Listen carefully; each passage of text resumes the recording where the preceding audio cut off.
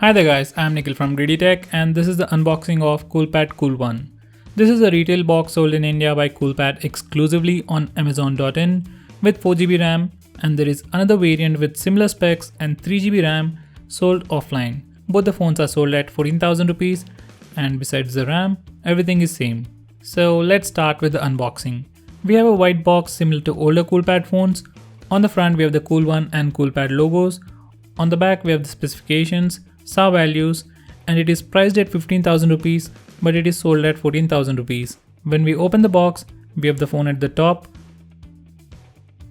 followed by a screen guard, some quick start guide and warranty card. Now below that we have the Type-C cable for charging and data transfer, a SIM card ejector pin and a 10 watts power adapter. This phone is said to support quick charging, but doesn't come with a quick charge power adapter. Now that's all we get inside the box. No earphones or a plastic case. Screen guard is a nice touch, but they should have given us a case too. Yes, I'm greedy. Now let's look at the phone itself. On the front we have the 5.5-inch Full HD IPS display with 403 ppi covered by a Corning Gorilla Glass 3. It has 73% screen to body ratio with huge black borders all around the display. On the top we have the 8 megapixel camera with f2.2 aperture with 1.4 micron pixel size. This is followed by earpiece, LED notification light, proximity and light sensors. At the bottom, we have the backlit capacitor buttons. On the right, we have the power and volume buttons. On the left, we have the SIM card tray that can house 2 nano SIMs. And yes, it doesn't have a hybrid SIM slot, so you can't insert an SD card in this phone. Both the SIMs support 4G and it comes with VoLTE out of the box. On the top, we have a 3.5mm audio jack and an IR blaster. This is the first time we are seeing an IR blaster on a Coolpad phone. Just to make the design symmetric, we have dual speaker grills at the bottom. One has microphone and other has a mono speaker. At the center we have the USB Type-C port. On the back we have a metal case with plastic strips at the top and bottom, a microphone hole at the top, followed by dual 13 megapixel cameras with f2.0 aperture, 6p lens, face detection autofocus and dual tone dual LED flash, followed by a fingerprint scanner. Under the hood, it sports the best mid-range processor from Qualcomm called Snapdragon 652. This is the same processor seen in Lure 2 and it offers better performance than Redmi Note 3, and it is the most powerful processor that you can get under 15,000 rupees in India. In the online variant we get 4GB of RAM, and in offline variant we get 3GB of RAM. 3GB is sufficient, but more is always better when it comes to RAM, as long as we have good RAM management.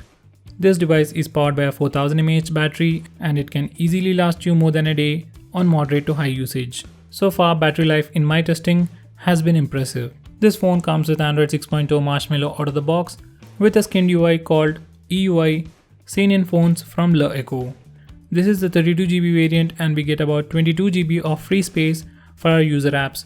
Out of the 4GB of RAM, we get 2.5GB of free RAM out of the box. In this UI, we don't have the notification toggles at the top, we have it in the redesigned recent apps page. In comparison to the Coolpad's Cool UI, this UI definitely looks more polished. Now coming to the initial impressions, I was really looking forward to this phone because of the specs, but I am slightly disappointed by the price. If it was even priced at 13,000 rupees, it would have been a great deal. Now coming back to the phone itself, this phone has the most funniest build of all the Coolpad and Lure Echo phones that I've used. When we look at the front, I hate those black borders. It might be a style statement, but for me, it's an eyesore. As of now, only the silver variant is released. Gold variant will be released very soon. Screen flexing issue from Lure 2 is back again. I wouldn't call it an issue, but it is still there. I don't think you should worry about it though. Now on the right, we have these metal buttons. Yes, they are great, but they are not placed at the center and they're not elevated enough. So the buttons don't feel very clickable and I personally don't like its position altogether. Next we have a camera bump on the back, so you better get a good case or else it will get scratched easily. Fingerprint scanner works very well.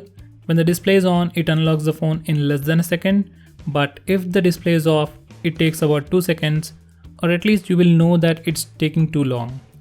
These are some sample shots taken with this dual camera setup.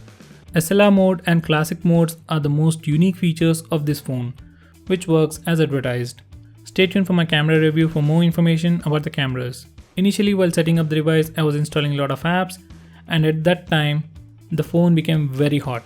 And it's a very normal thing with almost all the phones, so you don't need to panic. But the phone did cross 50 degrees of body temperature, and I couldn't hold the phone in my hands. So that's pretty much it for this video, guys. This is not a review, just some initial impressions. So stay tuned for our review. Do check out the suggested videos. Like this video if you like it, and dislike it if you didn't. If you have any comments, complaints, compliments, feedback, or if you want us to make any specific video, let us know by commenting below this video. I am Nikhil from Greedy Tech signing off. Have a nice day.